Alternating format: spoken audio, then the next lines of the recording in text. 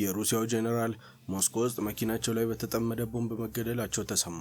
በሩሲያ ዋና ከተማ ሞስኮ ውስጥ መኪና ላይ በተጠመደ ቦምብ አንድ የሀገሪቱ ከፍተኛ የጦር መኮንን መገደላቸውን ባለስልጣናት ተናገሩ።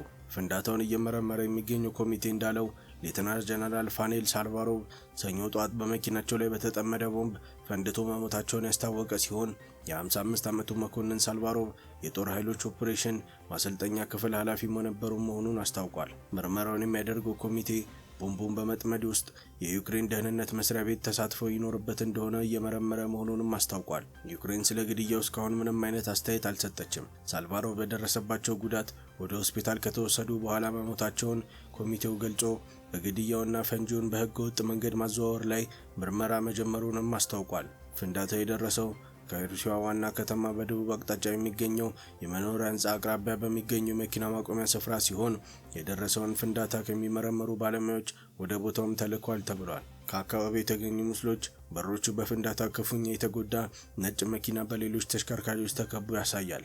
እንደ ሩሲያ መገናኛ ብዙሃን ዘገባ ከሆነ ሳልቫሮቭ ቀደም ሲል በኦሴቲያ እንጉሽ ግጭትና በአውሮፓውያኑ 1990ዎቹ እና በ2000ዎቹ መጀመሪያ ላይ በቼቼንያ ጦርነት ወቅት በውጊያ ላይ ተሳትፈዋል የተባለ ሲሆን ከዚህም በተጨማሪ ከአውሮፓውያኑ 2015 እስከ 2016 ባለው ውስጥ በሶሪያ ውስጥም ዘማቾችን መርተዋል። የክሬምሊን ቃል አቀባይ ዲሚትሪ ፔስኮቭ እንዳሉት ቭላዲሚር ፑቲን የሳልቫሮቭን ሞት ወዲያውኑ ተነግሯቸዋልም ብሏል። ሩሲያ በየካቲት 2022 ዩክሬን ሙሉ በሙሉ ከወረረችበት ጊዜ ጀምሮ በርካታ ወታደራዊ ባለስልጣናትና ታዋቂ ግለሰቦች በሩሲያ ዋና ከተማ ጥቃት ኢላማ መሆናቸውንም አስታውቋል። የአንድ ታዋቂ ብሔርተኛና የፑቲን የቅርብ አጋር ልጅ የሆነችው የ29 ዓመቷ ወጣት ዳሪያ ዱኒያ በ2022 በመኪና ቦምብ ፍንዳታ ተገድላለች። ጄኔራል ያሮስላቭ ሞስካሊን ባለፈው ዓመት ሚያዝያ ወር ላይ መኪና ላይ በተጠመደ ቦምብ ፈንድታ የተገደሉ ሲሆን ጄኔራል ኢጎር ኪሪዮቭ ደግሞ በታህሳስ 2024 በቀላል የመኪና ኤሌክትሪክ ተሽከርካሪ ወይም ስኩተር ላይ የተጠመደ ፈንጅ በርቀት መቆጣጠሪያ እንዲፈነዳ የተደረገ ሕይወታቸውን ማለፉን ያስታውቋል። ምንም እንኳን ይህ በሩሲያ ወገን ባይረጋገጥም አንድ የዩክሬን ምንጭ ግሪሎቭ በዩክሬን ደህንነት አገልግሎት መገደላቸውን ለቢቢሲ ተናግሯል። ዩክሬን በሩሲያ ወታደራዊ ባለስልጣናት ላይ የደረሱት ጥቃቶች በይፋ አምና ወይም ኃላፊነት የወሰደች እስካሁን አለመሆኑን አስታውቋል። ሳውዲ ባለፉት 2 ተከታታይ ዓመታት በሞት የቀጣቻቸው ሰዎች ቁጥር መጨመሩ ተገለጸ። ሳውዲ አረቢያ ለ2 ተከታታይ ዓመታት በሞት የቀጣቻቸው ሰዎች ቁጥር ከፍተኛ መሆኑን የሰብአዊ መብት ድርጅት ገለጸ።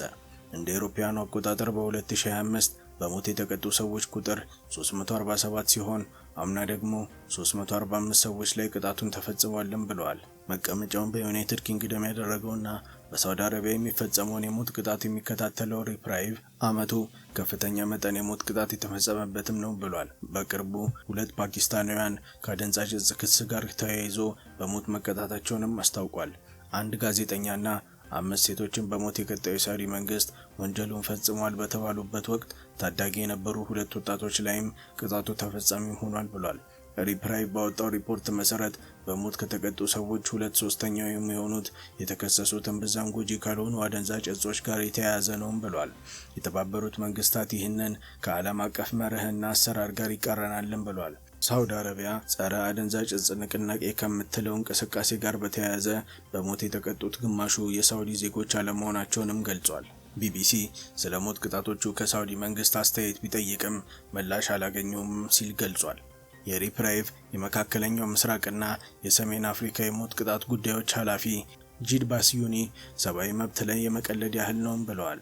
በሳውዲ የፍትህ ስርዓት ውስጥ ሰዎችን ማሰቃየትና እንዲናዘዙ ማስገደድ የተለመደ መሆኑንም ገልጸው በጭካኔ የተሞላና የበዛፈቀደ ድርጊትም ነው ሲሉም አክለዋል። ሳውዲ ኢላማ የምታደርገው ስደተኞች፣ ንጹሃን ዜጎችና የህዳጣና ማህበረሰብ አባላትን እንደሆነም ጠቁመዋል። ባለፈው ሳምንት ግብጻዊው አሳስጋሪው ወጣት ኢሳም አልሻሊም በሞት ቀጥታለች። በ2021 በሳውዲ ባህር ዳርቻ የተያዘ ሲሆን አደንዛዥ እጽ በማዘዋወርም ተከሷል።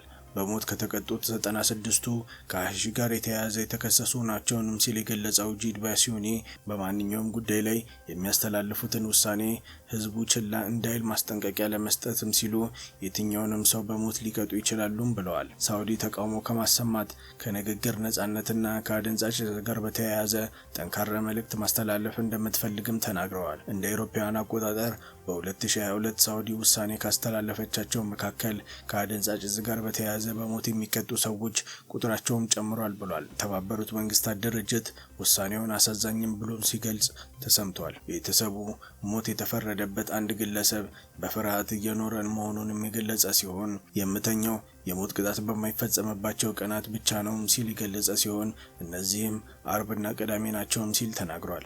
ለዓመታት አብረዋቸው የታሰሩ ሰዎች እየተጎተቱ የሞት ቅጣት እንደሚፈጸምባቸው ስፍራ የሚወስዱ የዓይን እማኞችም ገልጸዋል። የሳውዲ አረቢያ ልዑል መሐመድ ቢን ሳልማን እንደ አውሮፓውያን አቆጣጠር በ2017 ስልጣን ከያዙ ወዲህ አንዳንድ ክልከላዎችን ቢያላሉም የተቃውሞ ድምጾችንም አፍነዋል። የሳውዲ ምጣኔ ሀብት ነዳጅ ላይ ብቻ የተመሰረተ እንዳይሆን ሀገሪቱን ለዓለም ክፍት አድርገዋል።